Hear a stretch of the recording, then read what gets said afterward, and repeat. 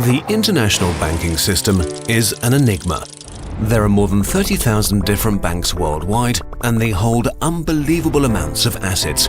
The top 10 banks alone account for roughly 25 trillion US dollars. Today, banking can seem very complex, but originally, the idea was to make life simpler.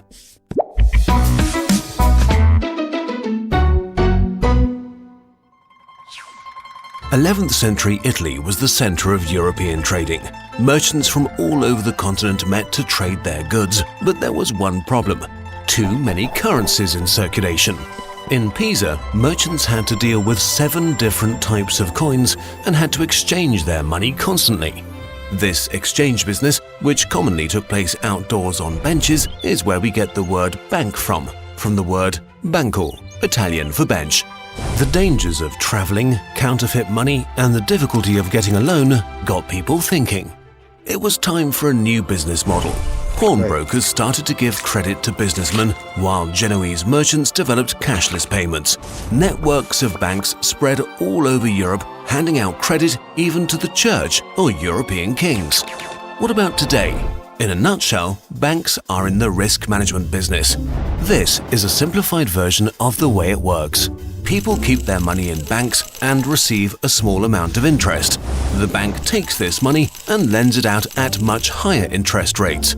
It's a calculated risk because some of the lenders will default on their credit. This process is essential for our economic system because it provides resources for people to buy things like houses or for industry to expand their businesses and grow.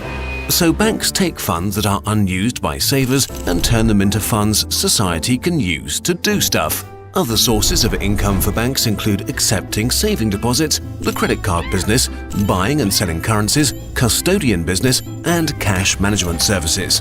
The main problem with banks nowadays is that a lot of them have abandoned their traditional role as providers of long-term financial products in favor of short-term gains that carry much higher risks.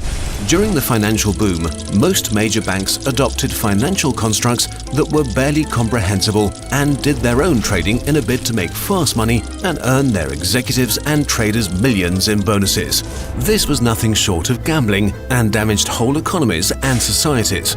Like back in 2008, when banks like Lehman Brothers gave credit to basically anyone who wanted to buy a house and thereby put the bank in an extremely dangerous risk position. This led to the collapse of the housing market in the US and parts of Europe, causing stock prices to plummet, which eventually led to a global banking crisis and one of the largest financial crises in history. Hundreds of billions of dollars just evaporated. Millions of people lost their jobs and lots of money. Most of the world's major banks had to pay billions in fines, and bankers became some of the least trusted professionals. The US government and the European Union had to put together huge bailout packages to purchase bad assets and stop the banks from going bankrupt. New regulations were put into force to govern the banking business. Compulsory bank emergency funds were enforced to absorb shocks in the event of another financial crisis. But other pieces of tough new legislation were successfully blocked by the banking lobby. Today, other models of providing financing are gaining ground fast, like new investment banks that charge a yearly fee and do not get commissions on sales, thus providing the motivation to act in the best interests of their clients. Or credit unions, cooperative initiatives that were established in the 19th century to circumvent credit sharks. In a nutshell, they provide the same financial services as banks but focus on shared value rather than profit maximization. The self-proclaimed goal is to help members create opportunities like starting small businesses, expanding farms, or building family homes while investing back into communities. They are controlled by their members, who also elect the board of directors democratically. Worldwide, credit union systems vary significantly, ranging from a handful of members to organizations worth several billion US dollars and hundreds of thousands of members. The focus on benefits for their members impacts the risk credit unions are willing to take, which explains why credit unions, although also hurting, survived the last financial crisis way better than traditional banks. Not to forget the explosion of crowdfunding in recent years. Aside from making awesome video games possible, platforms arose that enable people to get loans from large groups of small investors, circumventing the bank as a middleman. But it also works for industry. Lots of new technology companies started out on Kickstarter or Indiegogo. The funding individual gets the satisfaction of being part of a bigger thing and can invest in ideas they believe in, while spreading the risk so widely that if the project fails, the damage is limited. And last but not least, microcredit. Lots of very small loans, mostly handed out in developing countries that help people escape poverty.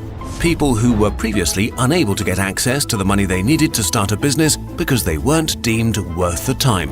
Nowadays, the granting of microcredits has evolved into a multi-billion-dollar business. So banking might not be up your street, but the bank's role of providing funds to people and businesses is crucial for our society and has to be done. Who will do it and how it will be done in the future is up for us to decide though.